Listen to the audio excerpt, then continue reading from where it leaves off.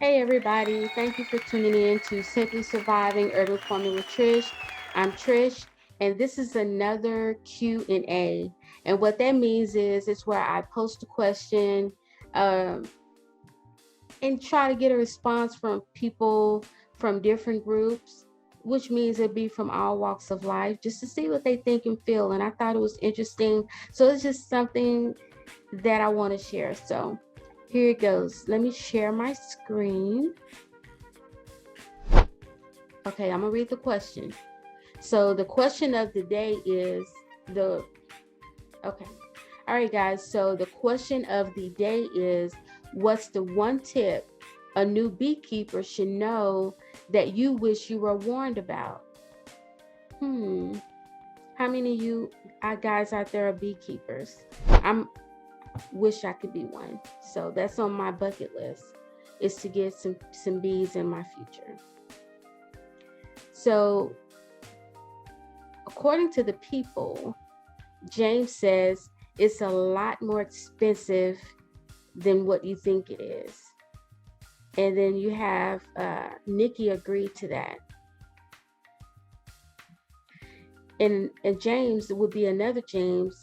He says thick cowhide work gloves will not protect you from multiple bee stings to each hand. However, a quality pair of commercial dishwashing gloves will. That's interesting.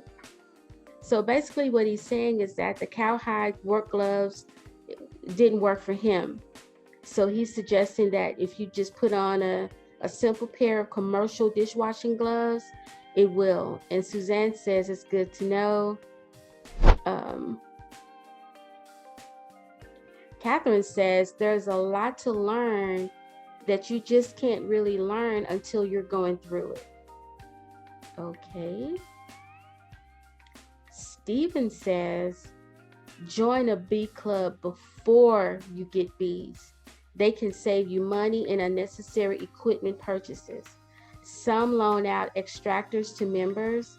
Some do group buys that will get a better price for equipment, and they can tell you what you need and best place to get it too for what you want to do. Some may even give you bees, but that's a long shot. And Holly said, I second this. Pam said, stay calm at all times. She says she doesn't wear equipment, and her daughter was upset that she wears them. She says her daughter was upset. I swear by them, drones were waiting for her. So basically, to stay calm, guys. All you new beekeepers are out there, just stay calm when you're dealing with the bees. Billy Brown says, if you are wanting to keep bees just for the honey, just go buy the honey from a local beekeeper, because it takes a lot more work and time than you think to be a beekeeper and not a behavior. It's a long-term commitment. It's good to know. Jenny says, you don't always need to find your queen, just solid evidence she is there. Teeny larva, individual eggs.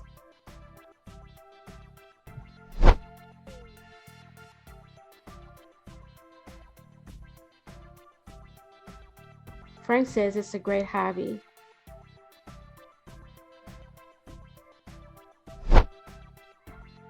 Tar says yellow jackets towards the end of the summer will take out a hive if it's not strong enough. I'm just reading through the comments, trying to read something that's new.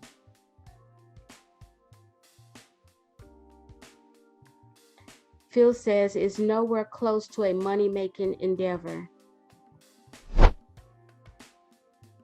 Jason says, I forget constantly, still. Like yesterday, for example, if you're going to get cocky or comfortable and not use your veil, take off your black lens sunglasses. Just make your nose a target. LOL. Okay. Debbie says, take a bee class with actual bees. read and study, and YouTube like crazy. It's a lot to learn, but thankfully it's fascinating stuff. Take a deep dive into the world of bees and be hooked for life. Tom says any type of perfume, cologne, deodorant, or body spray can set them off, so use with caution when you plan on visiting your hive. Noted. David says, do not give your bees more space than they can defend, and robbing screens on nukes and all during the dearth will save hives. Oh, and never feed on top of the inner cover during the winter. Feed right on top of the frames.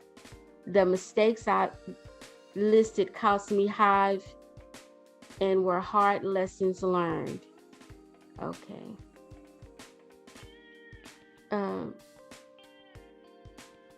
David also says he feed soft sugar bricks during the winter right on top of the frames with shim box and lid.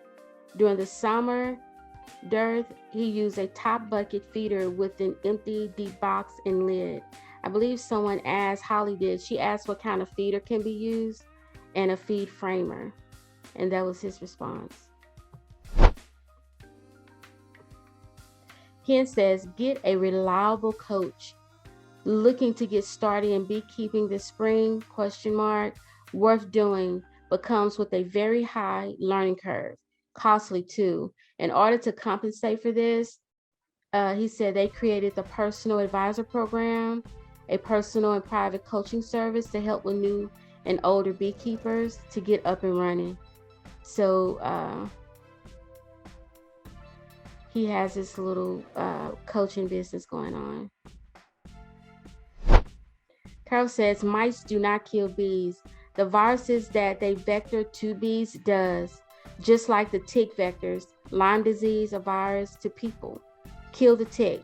The person still has Lyme disease. The same with bees. It takes 4 to 5 months for an infection. Steve says, just find one person to get your info from. There are more voices in your business. No, he's saying the more voices in your business, the worse you are. Andrew says, once you start, it'll never end. Jessica just says, there isn't money in honey. Missy says, never underestimate the varroa. Test your hive properly with alcohol shake. Yes, it hurts my heart to kill my bees intentionally, but it hurts a lot worse to let a hive die from a virus, from those dang mites. Treat your bees with proper mite control. Read, read, read. Kurt said, even breeze, suits are hot in the summer. Rick says it's just addicting. Sean says, never do hive inspections naked. Okay. Darla says, you will always need more equipment than you think and never have the right equipment at the right time. Okay. I'm reading some of the comments, guys. Some are repetitive, mainly for me. Cheryl says, doing a check at the correct time of day is important. Just after midday here in Spain. The list goes on. Cheryl also says, just showing up make the bees angry. All right, so those are all the responses that I'm going to read for the original question. The two-part question to this is, I asked the question, does one energy matter in beekeeping? Basically, does bad energy upset bees? What do you guys think? Post in the comments on YouTube or join the Urban Farming with Trish group and we can discuss it further. But I'm going to read the responses about that. Tracy says she believes so. She says, if I'm calm or in a calm state of mind while I work with my hives, the bees seem more agitated. On the same note, working my hives helps clear my mind and is stress relieving. She's basically saying if she's not calm while working with them, they seem more agitated. So being in a peaceful space in terms of energy, she, according to Tracy, helps her bees. And Kirk says, I believe that energy is in the mind of the beholder. But if one is afraid, pissed, giddy, those emotions are associated with chemicals that are released in the body, and those chemicals can be detected by animals. There isn't currently an actual science studies behind energy, but there is science studies between the relationship between people and animals due to the chemicals animals are. I gotta find the rest of that question, but basically, that's what he's saying. Jackie says, I feel it affect my bees. I try to be calm, never rushing or frustrated. Mark says, if you are stressed or scared when you go in, the bees can sense it. Ben says, I've been told that they can sense fear, LOL.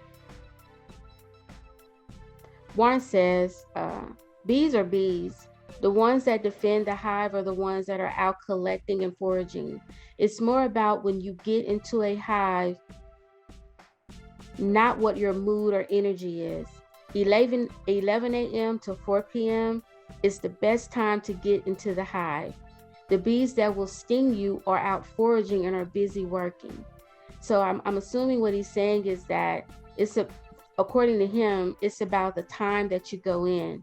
If you go in between 11 and 4 p.m., he's saying that the bees that sting is already out, and the bees that's there are not the ones that sting you. But that's up for debate. Jessica says, I think so. I try not to have any distractions so I don't get stressed or agitated while I work in the hives.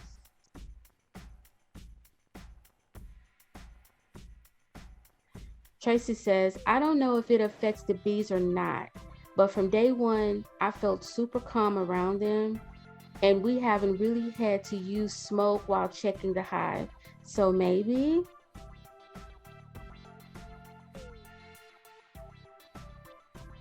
Joanne says, she suggests you work your beehive like you're doing Tai Chi.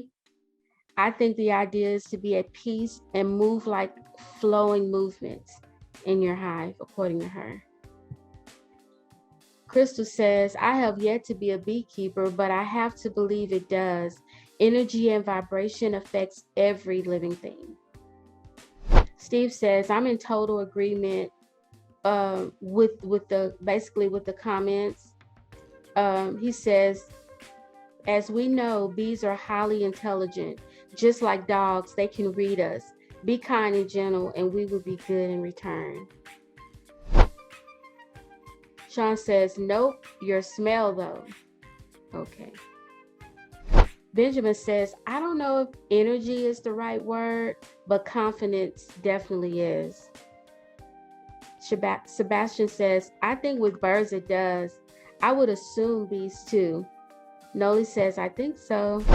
Cheryl says, I was stung 21 times my first encounter, in my ears, nose, on my head, arms, even went up my leg pants. I bought the whole suit and used rubber bands around my ankles, wrists to make sure they can't get me the second time when I had bees. LOL. It's better to be prepared than trust the temperament of the bees. They will protect their home. Amen, as we all do.